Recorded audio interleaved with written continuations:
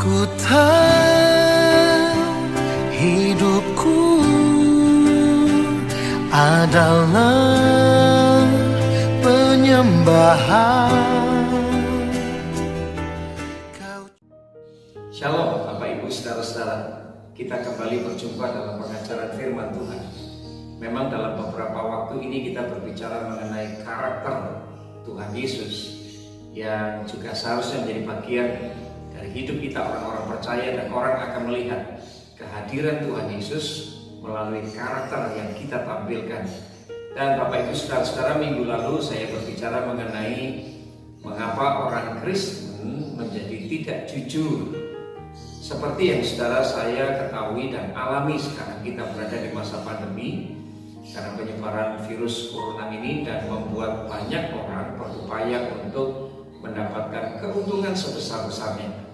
Orang menjadi sangat egois, berbagai macam cara mereka lakukan, termasuk dalam hal ketidakjujuran. Yang penting mereka mendapatkan sesuatu yang dapat memenuhi kebutuhan dan keinginan hati mereka. Saudara, bukankah Alkitab mengajarkan kepada saudara dan saya untuk kita bertindak jujur dalam segala kondisi, dalam segala keadaan? Dan firman Tuhan mengajarkan kepada semua saudara dan saya, dan secara khusus hari ini kita akan membahas mengenai beberapa pendapat yang salah tentang kejujuran. Saudara-saudara, ada orang yang mengatakan bahwa orang jujur itu akan dirugikan. Tetapi mari kita akan membuka Alkitab dalam Yesaya pasal 28 ayat 17 yang berkata bahwa Tuhan Allah akan menyapu bersih benteng perlindungan kebohongan. Artinya saudara-saudara, siapapun saudara dan saya yang percaya bahwa kebohongan itu seperti benteng yang kuat, kebohongan itu menguntungkan, kebohongan itu melindungi, maka sekali waktu saudara dan saya akan diperlihatkan kepada Tuhan, oleh Tuhan, bahwa Tuhan akan membongkar setiap ketidakjujuran. Nah, Bapak Ibu dikasih Tuhan, kalau saudara perhatikan bagaimana pemazmur dalam Mazmur 37 mengatakan, perhatikanlah orang yang tulus dan lihat kepada orang yang jujur, sebab pada orang yang suka damai akan ada masa depan. Pendurhaka-pendurhaka akan dibinasakan bersama-sama, dan masa depan orang-orang fasik akan dilenyapkan. Jadi jangan pernah berpikir bahwa kebohongan itu adalah benteng yang kuat. Kebohongan akan menguntungkan buat saudara dan saya mungkin dalam beberapa saat, tapi bagaimanapun Tuhan akan membongkar setiap ketidakjujuran. Yang kedua, saudara-saudara, ada yang mengatakan bahwa kebohongan itu sebenarnya adalah sebuah kecerdikan. Nah, Bapak Ibu yang dikasihi Tuhan, firman Tuhan berkata, hendaklah kamu cerdik seperti ular dan tulus seperti merpati. Kata-kata dalam firman Tuhan ini memang lebih sering disalahartikan oleh banyak orang. Mereka mengganti kata cerdik menjadi licik dan menipu. Nah, Bapak Ibu yang dikasihi Tuhan, padahal yang dimaksud oleh Tuhan Yesus, cerdik ini artinya dia gesit, artinya dia banyak akal, dia kreatif, dan ada banyak usaha dan tidak mudah putus asa. Lebih jauh Bapak Ibu, kecerdikan ini memang tidak bisa berdiri sendiri, harus ditolong, disertai dengan ketulusan.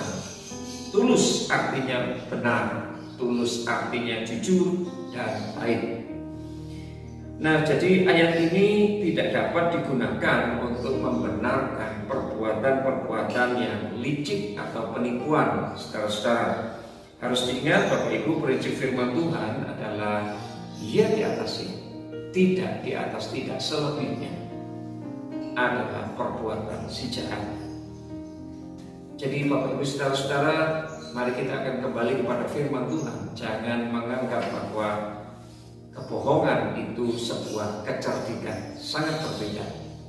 Yang ketiga, saudara-saudara, beberapa pendapat yang salah tentang kebohongan. Mereka berkata bahwa kebohongan itu diperkenankan baik untuk pribadi maupun secara korporat, kepentingan banyak orang, kalau hal tersebut mendatangkan kebaikan. Nah, saudara-saudara, seringkali alasan seseorang untuk boleh berbohong untuk dirinya dan orang lain, dan ini prinsip yang sama sekali tidak dikenal dalam pengajaran Kristiani, saudara-saudara. Sebab bagaimanapun juga bohong adalah bohong, dosa adalah dosa. Sekecil apapun kebohongan tetap adalah dosa di mata Tuhan. Dan saudara-saudara, bagi orang Kristen tidak ada dosa putih, tidak ada kebohongan putih. Ya di atas ya dan tidak di atas tidak. Bohong tetap adalah dosa. Ada yang mengatakan, saudara-saudara, firman Tuhan jelas mengatakan bahwa hal yang baik tidak mungkin timbul dari hal yang jahat. Bukankah Roma pasal 3 ayat 8 berkata, bukankah tidak benar fitnaan orang yang mengatakan bahwa kita berkata, marilah kita berbuat yang jahat supaya yang baik timbul daripadanya. Orang semacam ini sudah selayaknya mendapat hukuman. Perhatikan apa yang firman Allah katakan, saudara-saudara, bahwa hal yang baik tidak mungkin timbul dari hal yang jahat. Apa yang Alkitab katakan juga bahwa dusta tidak mungkin berasal dari kebenaran. Dan 1 Yohanes 2 ayat 21 mengatakan, aku menulis kepadamu bahwa karena kamu tidak mengetahui kebenaran, tetapi justru karena kamu mengetahuinya, dan karena kamu juga mengetahui bahwa tidak ada dusta yang berasal dari kebenaran. Yang ketiga, saudara-saudara, ada yang mengatakan bahwa firman Allah mengatakan tidak mungkin mata air yang pahit dan mata air yang tawar sekaligus dihasilkan dari satu sumber. Sekali lagi Bapak Ibu, mata air tidak dapat memancarkan air tawar dan air yang pahit sekaligus. Dan Yakobus pasal 3 ayat 11 berkata, adakah sumber memancarkan air tawar dan air pahit pada mata air yang sama, dan seterusnya. Jadi Bapak Ibu dikasih Tuhan, saudara perlu perhatikan firman Tuhan ini. Dan yang keempat, saudara-saudara, kebohongan itu jelas berasal dari si jahat. Dan 1 Yakobus 5:12 berkata, tetapi yang terutama saudara-saudara, janganlah kamu bersumpah demi surga atau bumi, demi sesuatu yang lain, sebab jika iya, hendaklah kamu katakan iya, dan jika tidak, hendaklah kamu katakan tidak, supaya kamu jangan kena hukuman.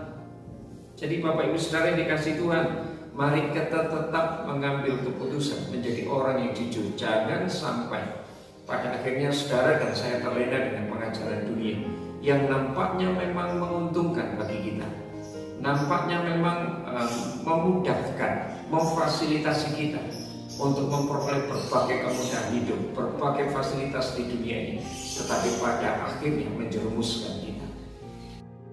Puji Tuhan Bapak Ibu saudara-saudara, sebab Tuhan kita adalah Allah yang sangat mengapresiasi anak-anaknya yang hidup dalam kejujuran. Ada berkat besar yang Tuhan akan sediakan bagi saudara dan saya, orang-orang yang mau hidup dalam kejujuran. Yang pertama saudara-saudara, bahwa Allah kita adalah Allah yang bergaul dengan orang-orang yang jujur. Perhatikan firman Tuhan dalam Amsal 3 ayat 32.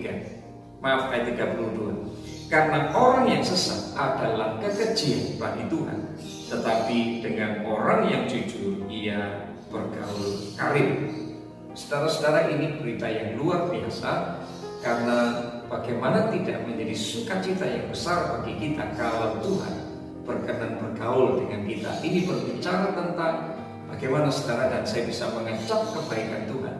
Saudara dan saya bisa menerima anugerah perlindungan dari Tuhan, dimampukan untuk kita mengerti maksud dan kehendak Tuhan. Saya yakin tidak semua orang bisa memahami maksud dan kehendak Tuhan, tapi Tuhan kita adalah Allah yang bergaul dengan orang-orang yang jujur. Ini berbicara mengenai bagaimana saudara dan saya memiliki kepekaan telinga rohani kita, memiliki kepekaan roh untuk dapat menangkap suara dan isi hati Tuhan. Luar biasa saudara-saudara. ketika Allah bergaul dengan kita, orang-orang yang membangun hidup dengan kejujuran, maka Tuhan akan memberkati kita dengan Amsal 2 ayat 21 berkata, orang jujur akan mendiami tanah dan mempunyai tempat tinggal. Haleluya. Orang jujur akan mendiami tanah dan memiliki tempat tinggal. Jelas ini berbicara tentang berkat jasmani yang Tuhan sediakan untuk saudara dan saya. Orang jujur seperti Amsal 14 ayat 11 mengatakan, usahanya, pekerjaannya, tempat tinggalnya akan dimekarkan oleh Tuhan. Ini pun berkat yang luar biasa saudara-saudara. Berikutnya, orang jujur akan menjadi berkat bagi banyak orang. Dan saudara bisa menemukan dalam Amsal 11 ayat 11 Alkitab tadi berkata, berkat orang jujur memperkembangkan kota, tapi orang yang fasik mulutnya akan meruntuhkannya. Saudara akan menjadi orang yang dibutuhkan banyak orang. Saudara akan menjadi penasihat kota. Saudara akan menjadi orang yang penting dan diperhitungkan. Artinya hidup saudara akan berpengaruh bagi banyak orang. Dan itu dimulai dari pergaulan saudara dengan Tuhan. Dan Tuhan hanya mau bergaul dengan orang-orang jujur. Berkat besar kedua yang Allah berikan bagi orang jujur adalah, saudara boleh perhatikan dalam kitab Amsal 15 ayat 8. Korban orang fasik adalah kekejian bagi Tuhan, tetapi doa orang jujur dikenannya. Saudara-saudara, Allah berjanji akan mendengar doa orang yang jujur. Salah satu penyebab mengapa doa banyak orang Kristen tidak didengar oleh Tuhan adalah karena mereka hidup dalam ketidakjujuran. Lebih parahnya, mereka tidak menyadari kalau mereka sedang mengembangkan hidup dalam ketidakjujuran. Karena barangkali hati nurani mereka sudah tidak menjadi peka, sudah tumpul karena terbiasa dengan hidup ketidakjujuran. Saudara, bukankah Alkitab berkata, tangan Tuhan tidak kurang panjang untuk menolong, telinga Tuhan tidak kurang tajam untuk mendengar doa kita, tapi yang menjadi pemisah antara Allah dan kita adalah dosa-dosa kita. Di antaranya ketika Allah mendapati ketidakjujuran dalam hidup saudara dan saya. Nah, Bapak Ibu saudara yang dikasihi Tuhan, ada berkat yang lain yang Tuhan sediakan bagi orang yang jujur.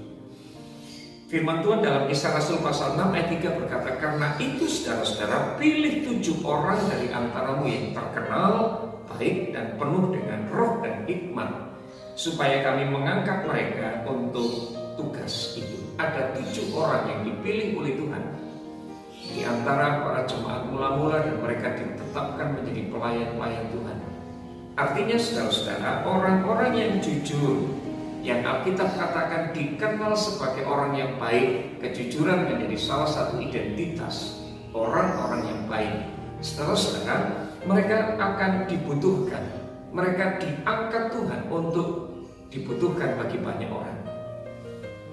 Tentu hidup yang sangat bermanfaat, hidup yang bernilai adalah ketika hidup saudara dan saya menjadi berkat.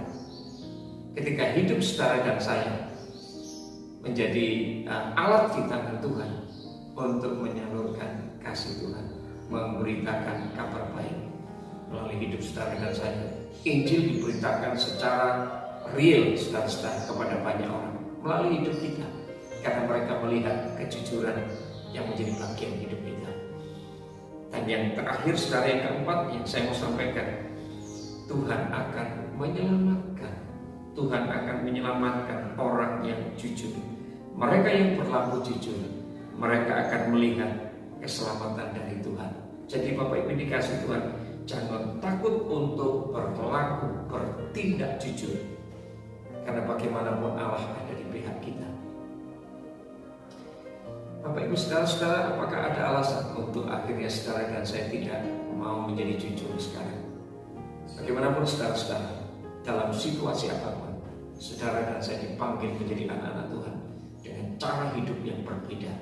Kejujuran ini harus betul-betul bukan hanya kita tanamkan, tapi menjadi karakter dalam hidup kita yang setiap orang bisa melihatnya. Puji Tuhan saudara-saudara, bangsa kita Indonesia sangat membutuhkan orang-orang yang jujur seperti ini. Bersyukur kalau mungkin Tuhan mempercayakan sekarang ada di antara orang-orang yang harus memimpin bangsa ini, baik di strata daerah, di strata regional maupun di strata nasional, dimanapun saudara dan saya berada. Tuhan butuh orang-orang seperti saudara dan saya yang tetap menerapkan kejujuran dalam hidup kita. Karena untuk memulihkan bangsa ini memang dibutuhkan orang-orang yang jujur, para pemimpin yang jujur. Dan itu dimulai dari saudara dan saya. Bersyukurlah saudara untuk pengajaran firman ini, dan saya berdoa kiranya Allah Roh Kudus akan menolong kita semua, memampukan kita, menyanggup,kan kita menjadi orang-orang yang tetap memegang kejujuran dalam hidup kita. Tuhan memberkati. Saya akan berdoa untuk saudara hari ini. Bapa, di dalam nama Yesus, hari ini kami sungguh bersyukur untuk pengajaran firman ini Tuhan. Memang ada kalanya kami dituntut untuk menjadi orang-orang yang tetap hidup dalam kejujuran walaupun resikonya besar. Tuhan, kami tahu bahwa Engkau tetap bergaul dengan orang jujur. Ketika kami memilih untuk tetap hidup jujur di hadapan Tuhan, kami percaya Tuhan akan membela kami, Tuhan akan menjadi penyelamat kami, Tuhan akan menolong kami dalam segala perkara. Dan pada akhirnya Tuhan, Engkau akan membongkar setiap ketidakjujuran dan memenangkan kejujuran. Dan pada akhirnya Tuhan, semua orang akan melihat kehadiran Tuhan melalui hidup kami, melalui kejujuran hidup kami. Terpujilah nama Tuhan. Bersyukur, mengembalikan segala kemuliaan bagi-Mu di dalam nama Yesus. Amin. Tuhan Yesus.